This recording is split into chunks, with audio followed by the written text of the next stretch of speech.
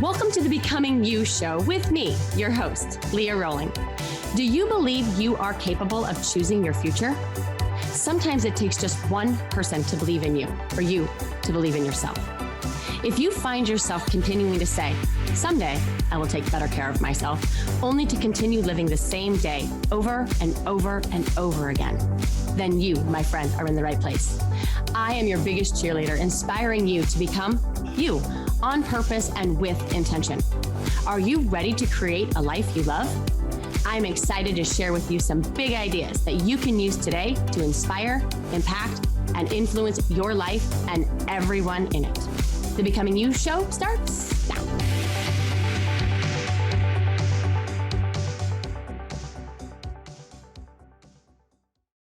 Hello, my friends. How are you?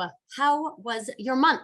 Yes, it's the end of the month, the start of a new one. And before you say that it was good, it was fine, check yourself. And I hope that it truly was. But can you offer up why it was fine? If someone asked you how you won this month, could you tell them? Have you been tracking your wins and your successes, or are they just assumed? And I'm guessing if you look back over your month, you will be reminded of situations that perhaps didn't go the way you wanted, the way you had hoped. I know this, for me, is totally the case. I had my Facebook account suspended, and then I follow all the steps to have it reactivated. I appeal the decision, I send in my ID, I check all the boxes, only to be told that my account has been permanently suspended and this decision is not reversible. I read through the policies and the conditions, and I assured them that I didn't break any rules. My team assured me that they didn't break any rules, but nonetheless, they took me down. And now Facebook, as you know, is not just Facebook, it's Instagram. And it turns out if you use Facebook to log into any other account, there is more work to be done and required to reestablish all of these accounts. And as I was looking more into this, I realized that this is a thing. It's not just some fluke. Thousands of people are taken down due to AI and reversed with what I'm told is proper, consistent communication, all of which I'm trying to do. But I literally had to shift and pivot my strategy for social media. I had to shift in my strategy for Facebook and Facebook ads and Instagram. And I know it will no doubt be a learning curve, but I'm prepared to figure it out. And if any listeners out there have any recommendations, that would be lovely. I'm all in to hear all of the wisdom with the Facebook gods. So if you have access, let me know.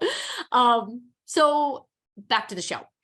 I talked last week about the importance of our health and how in order to reach the best of our human potential, it was critical to take care and protect our health. And we talked about our physical health and how important to our energy and our productivity it was to cultivate physical habits and practices. Today, I want to talk to you about our mental health and how we cultivate mental health habits and the importance of it. And so why is our mental health important? 3 reasons. First, it affects our interpretation of the world. Do we look at things as unfair, unjust? Do we judge other people and how they show up? Do we compare ourselves to others and suggest that we are not capable, that we weren't afforded the same privilege, that it is just easier for them for some reason? They're smarter, prettier, more successful, and we use the comparison to interpret our situations as fixed. Do we make assumptions about people before we meet them? Do we make assumptions of people we already know with this thought? Here we go again. Seems like a cute thought, but friends, it's not. Usually, here we go again, comes with a roll of the eyes and a big sigh. And interestingly enough, you are creating the here we go again in your head.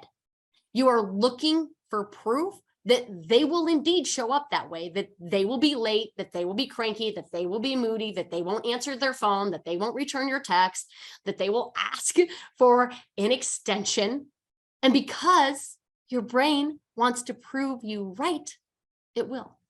And people will be exactly like you think they will be. Think about that one and the impact your mind has on the day-to-day interactions you have with others. Because how can it be that two people going through the exact same situations can have completely different experiences? It's because of our mental health. When it is healthy, our interpretations of the world are healthy. Our thoughts are what I'm going to call fit. Our thoughts are organized, they're uncluttered. We interpret through acceptance versus resistance. We interpret through abundance versus scarcity. We interpret through optimism versus pessimism. We interpret through a growth versus fixed set of philosophies. So that's the first reason why this conversation is important. The second reason is because it affects whether we make progress on our goal and if we don't. And I know we've all heard this, whether you can or you can't, you are right. But again, friends, common sense is not common practice. How much time are we really spending extracting our thoughts? How often before we do anything are we saying to ourselves, what are my thoughts leading me to execute in this way? Are they in scarcity? Are they fixed? No, we're not spending time. We're not looking at what we're doing and going, I wonder what thoughts are creating the feelings that are inspiring me to do or to not do this thing. That's the work of personal development, right? And so what most of us not doing this work is creating is a lack of a practice. And we wonder why we continue to keep making the same mistakes over and over and over again. We change our company ideas, but the same losses happen. We date, marry the same people, just with a different name. It's because how we think directly corresponds to how we feel. And how we feel either motivates us to take action, to execute, to do what we say we're going to do, or it doesn't. We think we don't do what we want to do. We think we don't get the results we want in our life because we don't know how. But that's not true at all. The how is figure outable. We don't do what we know. We do who we are as a state of thinking and feeling. So it would make sense then if we have healthy thinking. Because when we do have healthy thinking, we also have healthy goal accomplishments. We also have healthy successes. And if you want to be more committed to your goals, to your achievements, we have to focus on a different muscle. We have to get really good at flexing our brain. No different to wanting a healthy physical body, you have to do the work for your brain. And the last reason why this work is so important is having a healthy mind affects how we show up in our relationships with our children, with our staff, with our colleagues, with our patients, with our clients. It affects how we go through our day. Are we just going through the motions, out of bed, grabbing the coffee, getting ready and out the door? Or are we more intentional about our morning and our routines? Are we thinking about who we want to be and who needs us to show up just a little bit more compassionate? Who needs us to show up just a little bit more assertive, challenging, and inspiring the very essence of other people? Because without intention, we will no doubt continue to go through our days doing the same thing over and over and over again and wondering why we do not have the results we want in our life, why we don't have the relationships that we want with our families and our friends and our colleagues, why we feel as if we are either just going through the motions on repeat or burning out in the overwhelm and the exhaust on repeat. Again, we know this, but nothing changes until we do. So for me, it helps me to think about the health of our mind like we do the health of our bodies. And so for purposes of this episode, I'm going to call it our fitness, our brain fitness. Because just because you can run miles and miles and miles, it doesn't necessarily mean that you are strong or flexible or coordinated or have great balance and agility. It just means that you have good endurance. And good endurance cardio is not necessarily the same thing as sprinting cardio. Sprinting cardio is anaerobic in nature. So we have all of these components of our physical fitness, anaerobic, aerobic, agility, balance, flexibility. But what makes up our brain fitness? I'm going to share with you 5 different components that I think, as I was thinking about this, that make up our brain fitness. The first one is boundaries. What are you willing to tolerate? It is an obvious boundary marker, but what about boundaries with regards to what you let in your head? What are you listening to? Is it propaganda with just more judgment and hate, or is it uplifting and inspirational? What are you allowing into your brain? Because I promise whatever you're allowing into it orients it. Who do you spend your time with? Do you spend time with individuals that are future focused and empowering and self-sufficient? Or do you spend your time with complainers and blamers? Have you ever noticed that when you are around other people, you pick up on their mannerisms? If they swear, you might start incorporating some swear words in your speak.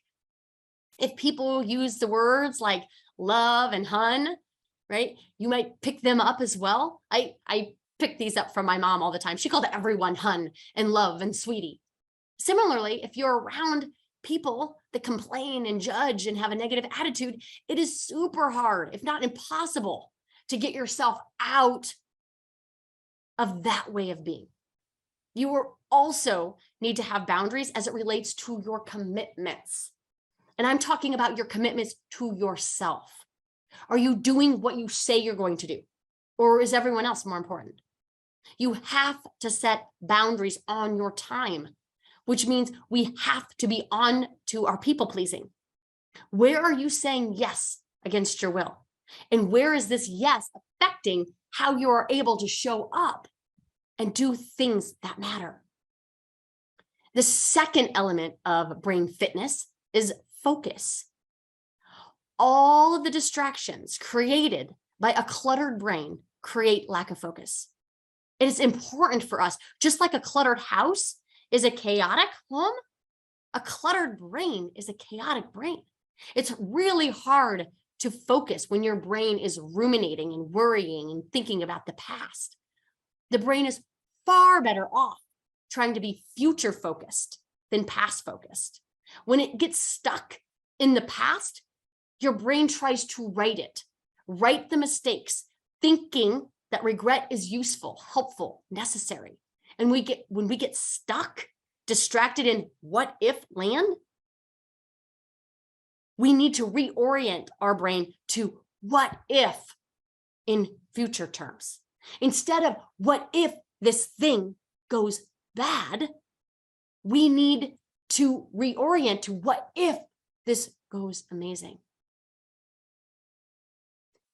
3, decision making is an area of mental fitness because, friends, doubt is exhausting.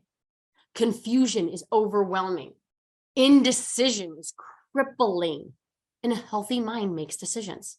The reason why we find ourselves in doubt, confusion, indecision is because we are making the decision from scarcity.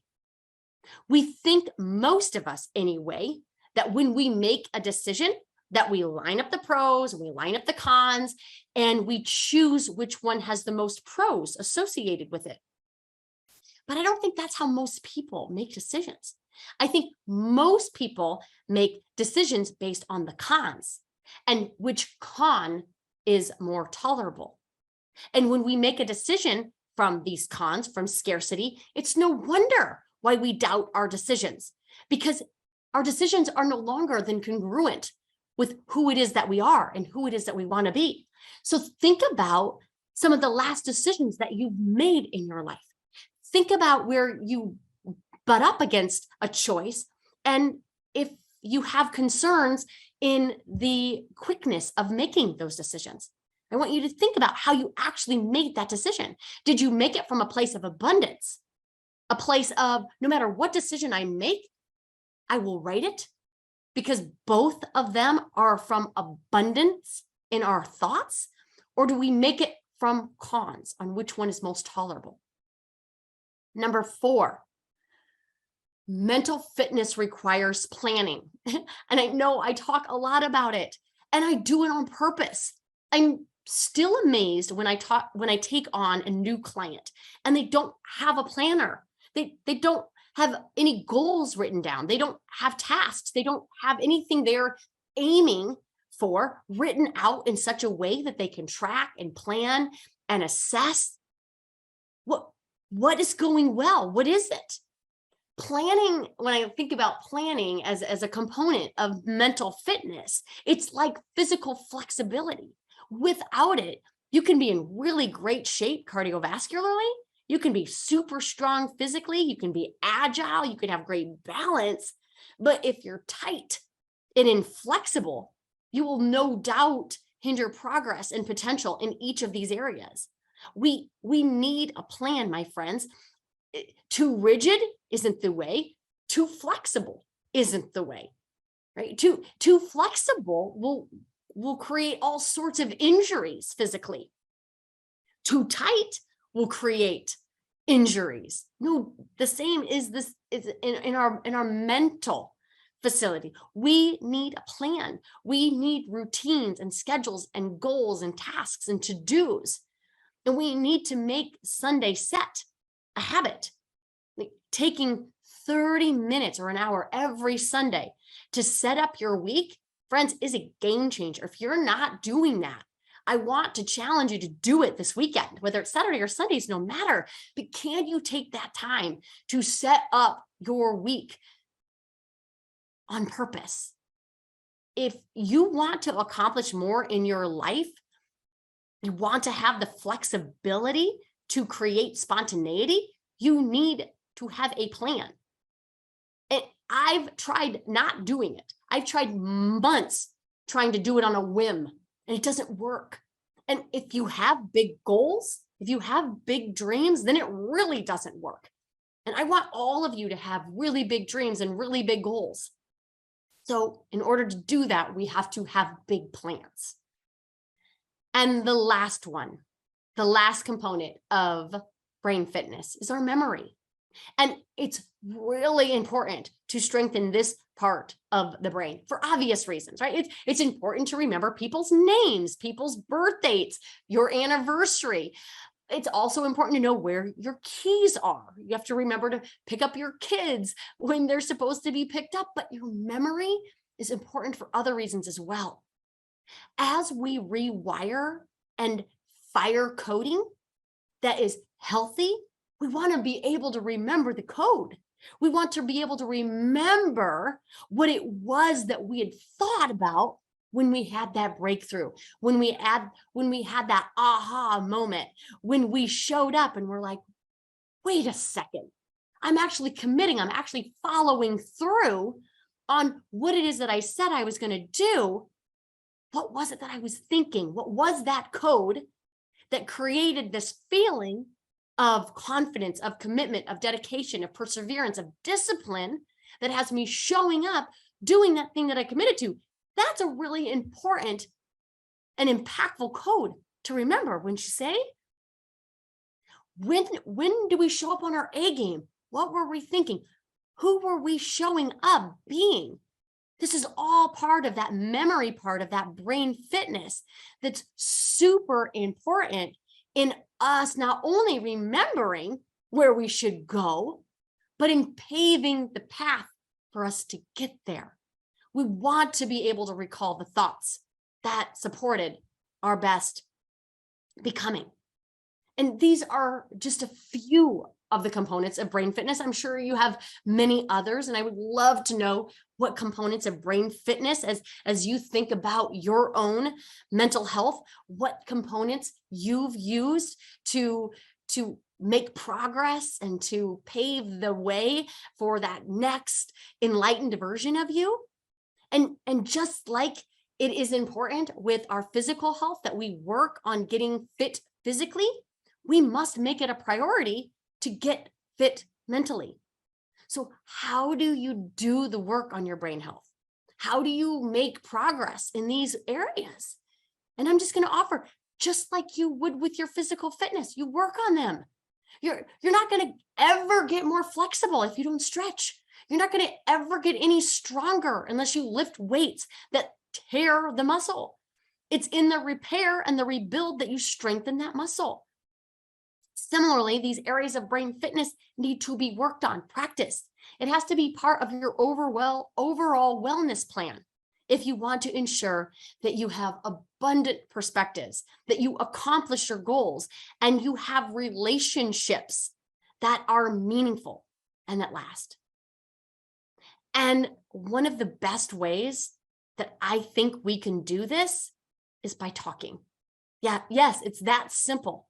But I think talking is a lost art. When was the last time that you were with your girlfriends or guy friends and you talked about what you wanted? I mean, what you really wanted, the goals that you have, and why you're nervous or fearful or scared.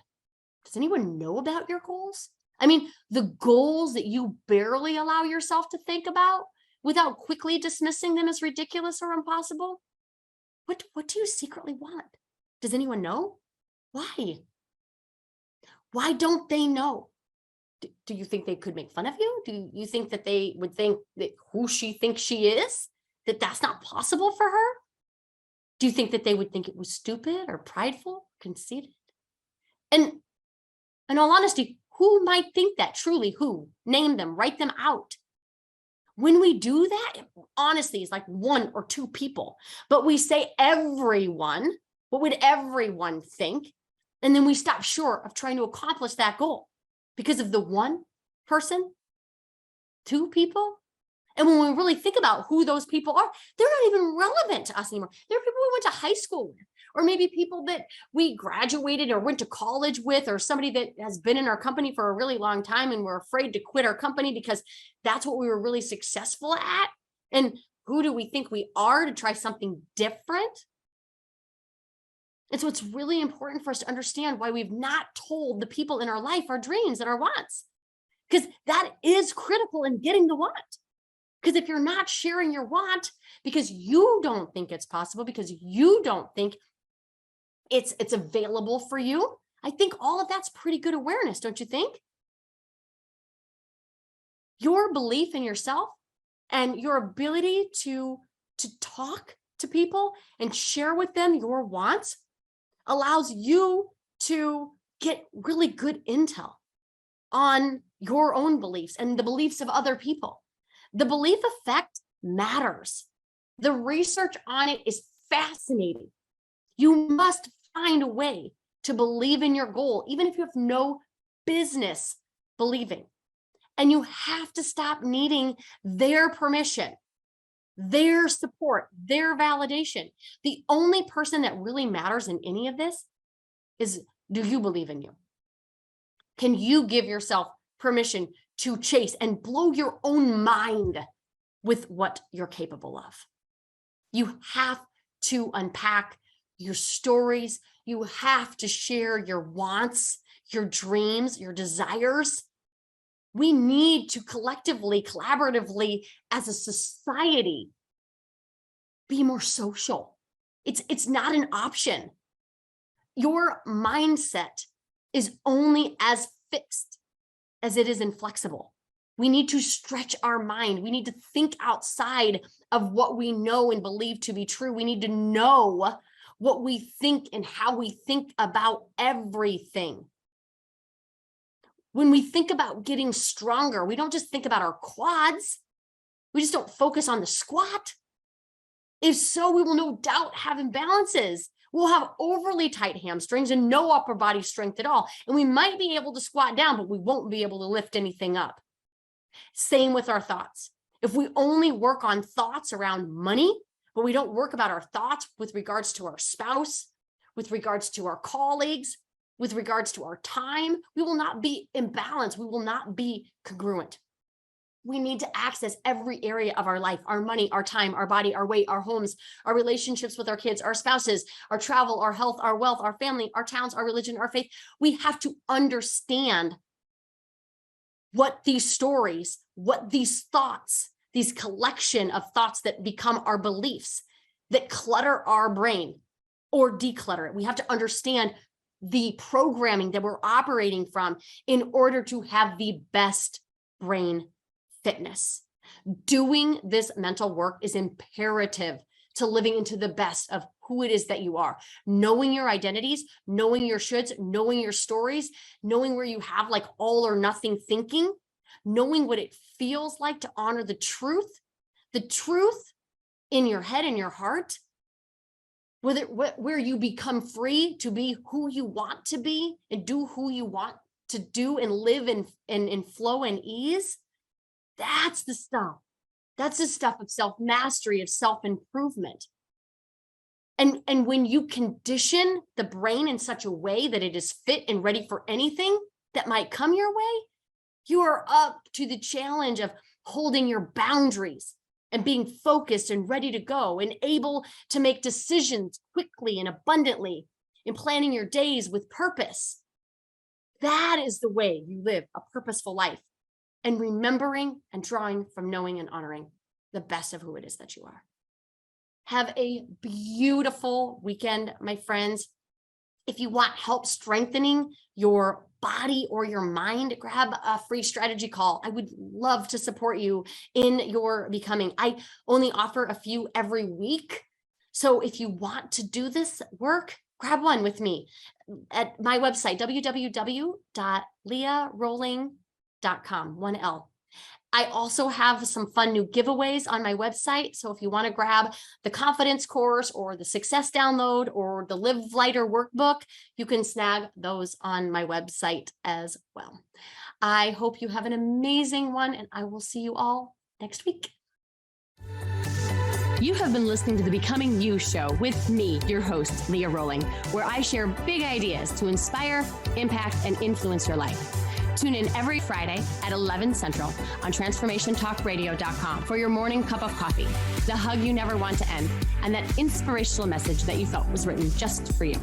Each show is inspiring you to become you with purpose and intention. For more information or to connect with me, visit www.leahroling.com.